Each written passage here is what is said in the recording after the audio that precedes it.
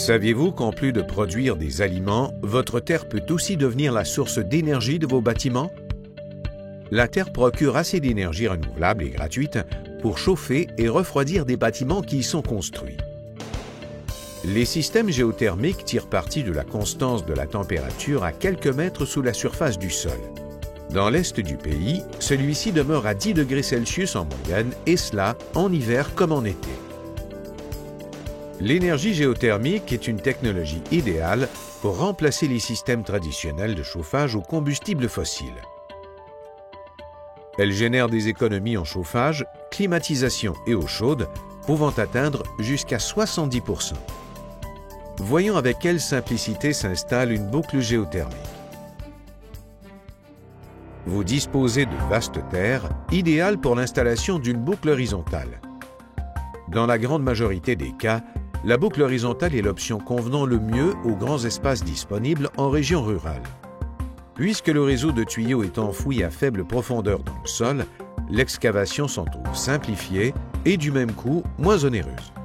Vous pouvez même participer à la réalisation de votre boucle horizontale et ainsi abaisser vos coûts d'installation.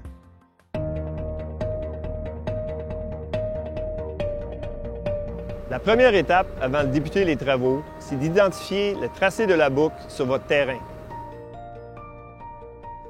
La longueur totale des tranchées est en fonction du système requis chez vous. Ici, pour un système de 5 tonnes, nous allons creuser 2 tranchées de 250 pieds.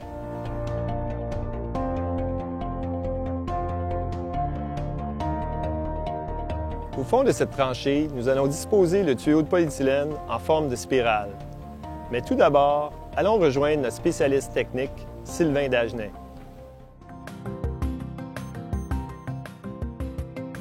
Au départ, ces tuyaux sont en ballot de 500 pieds. On utilise du tuyau de polyéthylène de type SDR11 conçu spécialement pour la géothermie. Nous le fixons en forme de boucle appelée slinky. Quand le tuyau est prêt, il est livré au chantier afin d'être enfoui. Salut Sylvain, comment ça va? Et toi? Le tuyau est disposé de façon à ce qu'il soit facile à dérouler. Maintenant, nous procédons au raccordement de la tubulure. Les joints mécaniques sont fusionnés à haute température.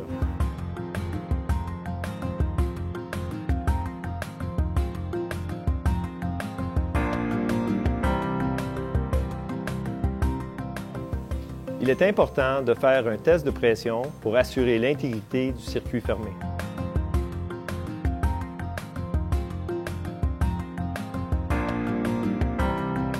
Il ne reste plus qu'à remblayer. Il importe de faire attention aux grosses pierres qui pourront endommager le tuyau.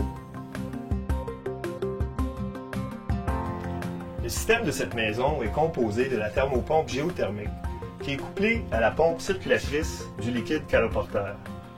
Celui-ci permet d'acheminer la chaleur ou le froid jusqu'aux gaines de ventilation. Ce système vous offrira économie et confort pour de nombreuses années. Visitez leproron.com pour en savoir plus sur toute la gamme de produits Water Furnace.